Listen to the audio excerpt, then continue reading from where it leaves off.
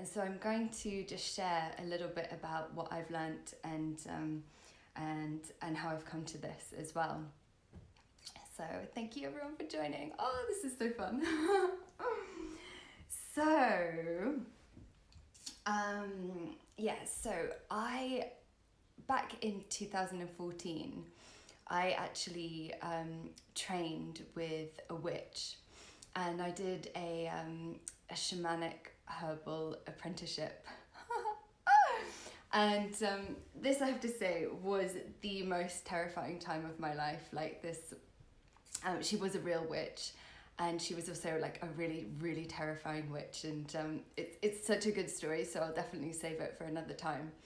But I did learn about plants there and how to communicate with plants, and how to make tinctures and how to make oils. And I also did get expelled from witch school as well. For being a naughty witch. But anyway, so that's kind of like how I came into it. And what we would do is that we would sit with the plants and we would breathe with the plants and allow the plants to communicate with us. And so what's like a really, really, really fun thing to do is, before you look up any of the plants and like look up their medicinal properties or their meanings or anything like that, you can just sit with the plants and breathe with them and allow them to communicate with you. And so for me, like, I'm super visceral, and like everything comes to me in like feeling form in my body.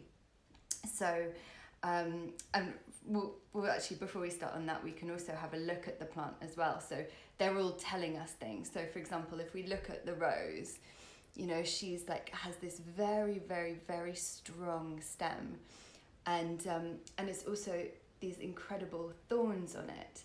So she's like showing us how strong she is. Like the root of the rose that goes into the ground is so strong, and also can be very, very thick as well. So she's showing us she has strength. And then she's showing us with her thorns, she has protection. She's like not gonna take any shit from anybody, you know? So you have to approach her with gentleness. You have to approach her with caution, because otherwise I'm gonna get spiked, right? And then we look at the flower and the petals, and like, look at this, like, look how magnetic she is, and how full and how luscious and how sensual. And these ones actually smell incredible. So already we're like getting a flavour of what the rose means, and you know what she stands for. And so for me, I find whenever I'm near a rose, actually, my heart just like vroom, like pings open. And particularly if I feel like a little bit sad, or a little bit like my heart's hurting, or I feel a bit low, I'll just go and stand near a rose. And often the way that I do it is like I open up my the chakras in my hands, and I'll just place my hands over the rose, and like instantly I can feel the energy of the rose like coming into me. And also that's a really nice way to also cleanse your energy. So for example, if you're like out and about in the city, if I feel like that I'm getting sort of like clogged up with city energy, I'll just find a plant and just put my hands over the plant and just commune with the plant, and just, you know, ask the plant to wash through me, and then instantly like the plant's energy goes through my body.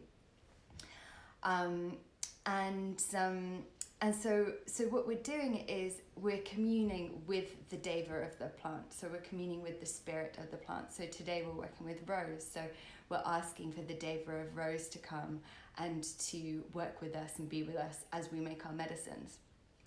And obviously, so the rose for me is very much about the heart. And if you also see how many people love roses, and how many,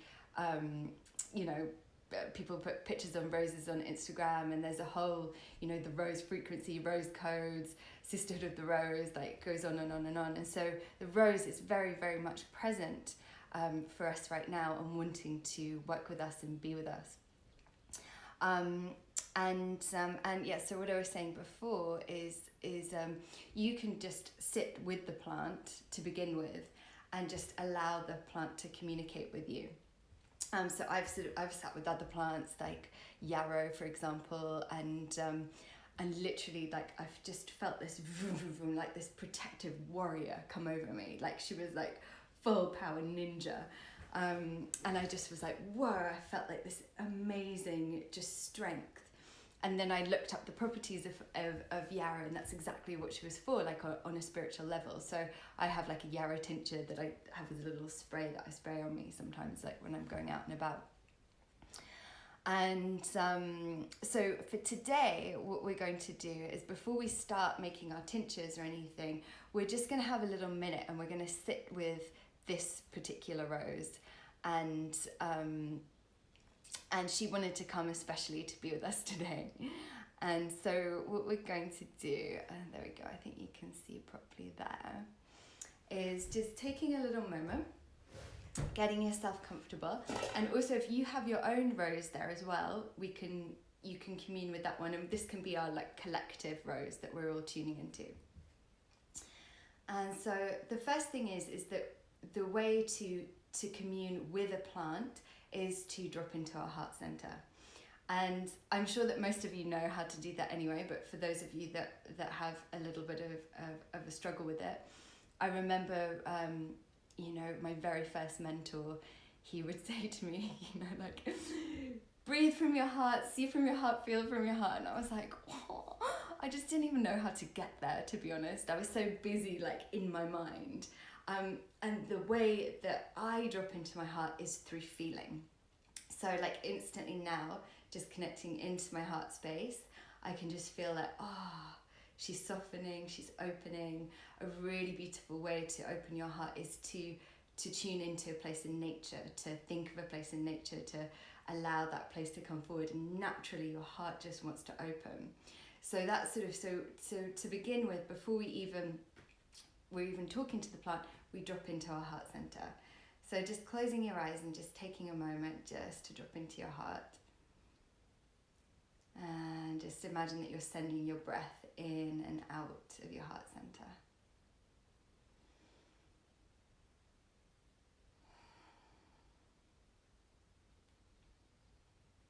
And then just feeling your roots connecting into the earth. So you can imagine roots traveling down from the soles of your feet or from the base of your spine. And we'll just do a quick grounding, just allowing yourself to connect in, allowing gravity to take you, dropping ourselves into the connection with earth. And softening to receive earth. So just allowing earth energy to travel up you. And then we're working with the rose today, so we're going to be calling on the deva of the rose, the spirit of the rose, the angel of the rose. And so just notice what happens when you call for the deva of the rose. Like instantly my body temperature just changed then.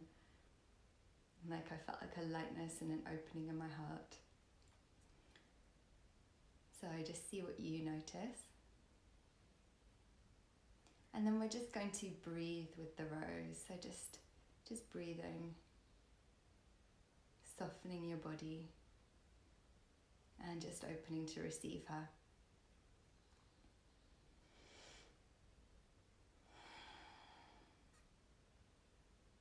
And just noticing if there are any sensations in your body. Just noticing how rose is communicating with you. It could be a sensation, it could be a colour, it could be words. We all are made up so differently, and we all have our unique way of connecting into things. So just see what it is for you.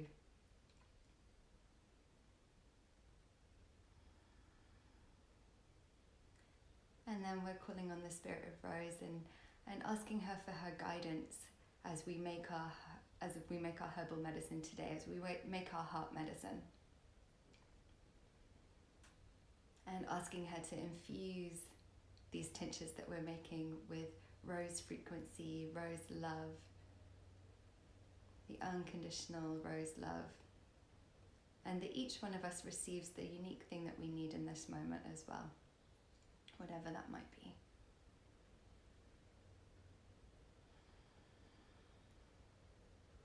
And then just gently taking another breath. And then just allowing yourself to come back in again.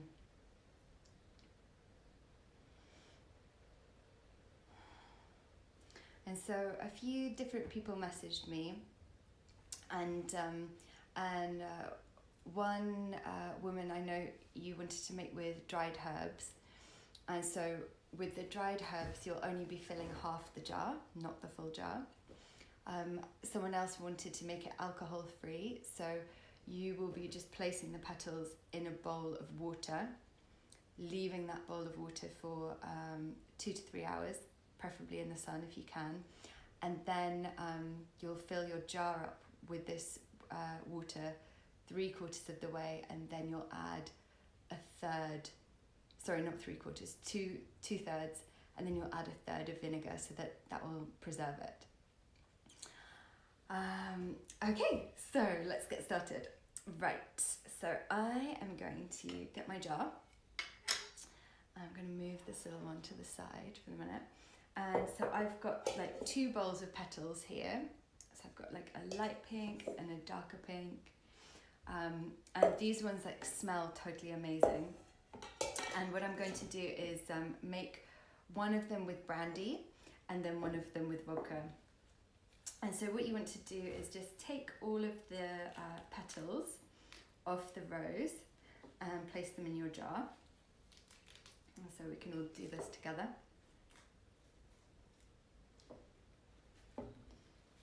And preferably we want to be, using plants that obviously haven't been sprayed and haven't, aren't grown with pesticides or anything. We want them as natural as possible.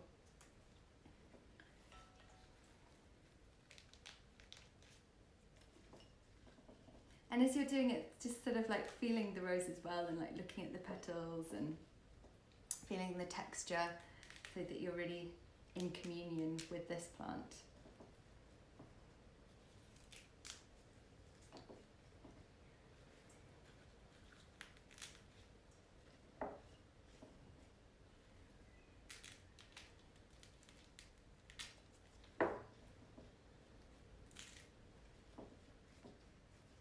So if you see here, like my jar looks quite full, but actually there's so much more that can go in, so you want to push it all the way down.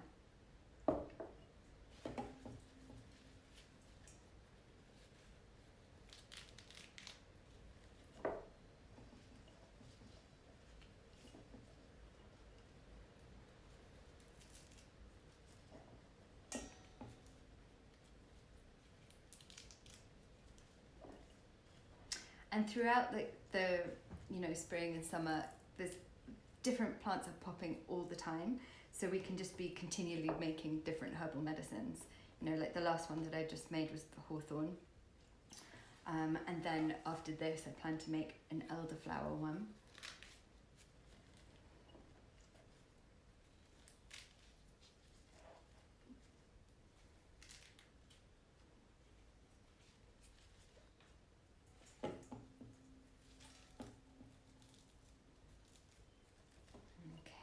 Getting there. Right.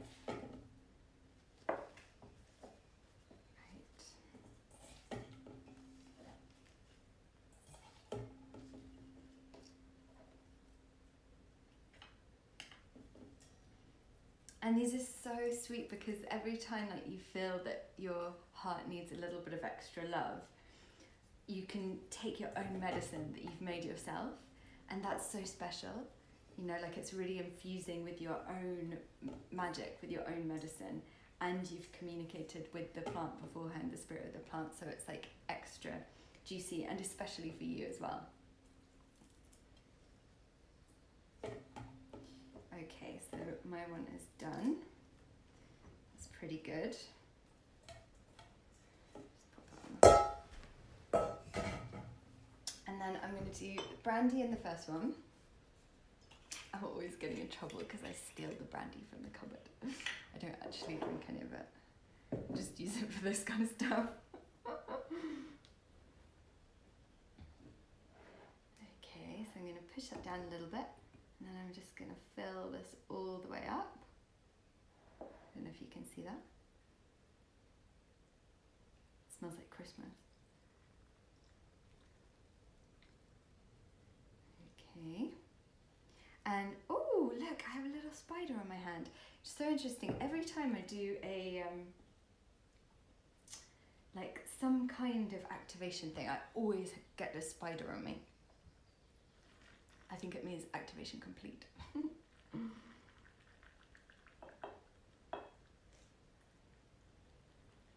Okay, so that looks pretty good.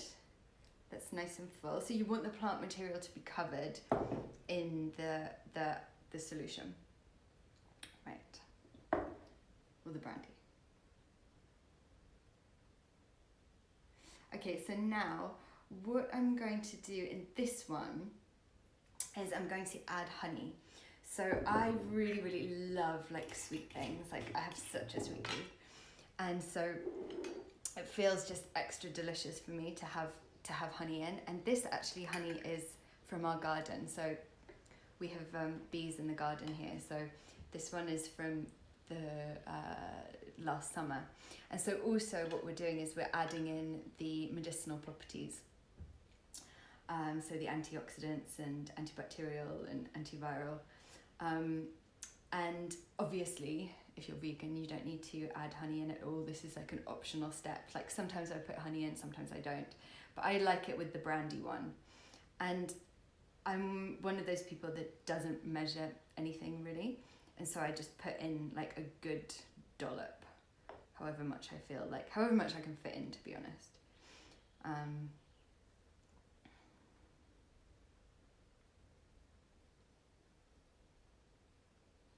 Okay, so that looks like a good amount for me.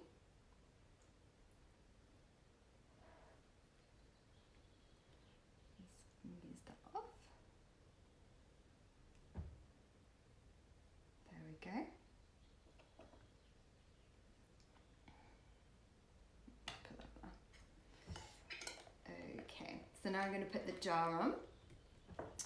And what I want to be doing is to give it just a little shake up and down, because I want also the honey to travel all the way down through it.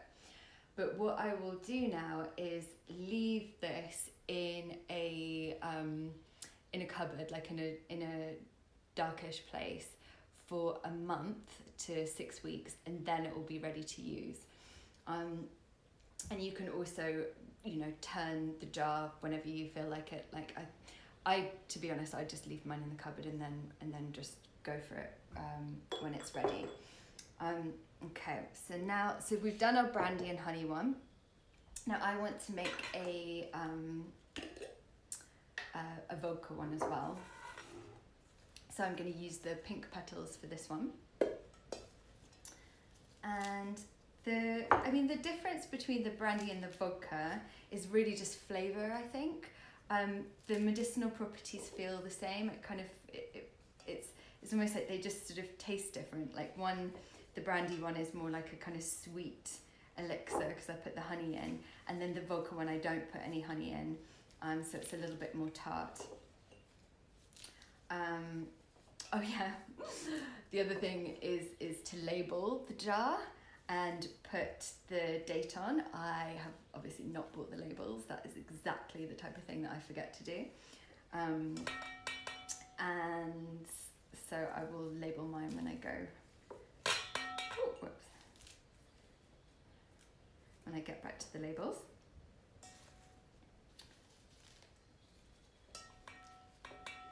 Again, I'm just like pushing the petals all the way down.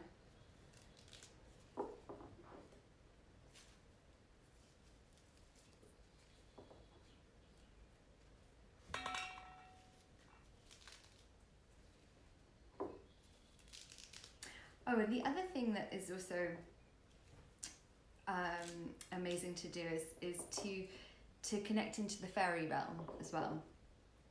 So I often find that when I'm in like really amazing nature places, or like if I'm in a fairy portal, the fairies like communicate to me like through my body as well. And so some people like see fairies, some people, you know, hear them and all that kind of stuff. But for me, they just turn me into one. And so my like feelings in my body just become so joyous and so happy.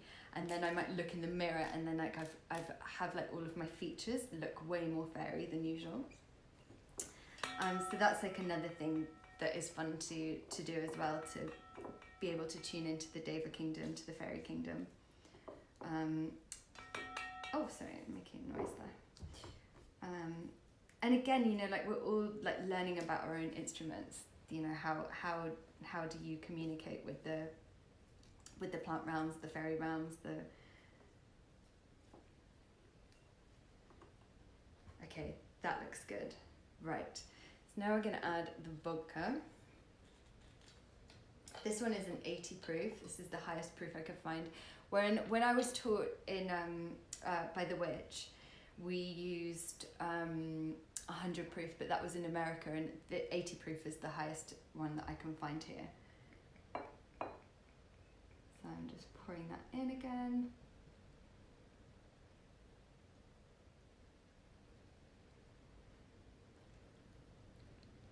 And pushing it down.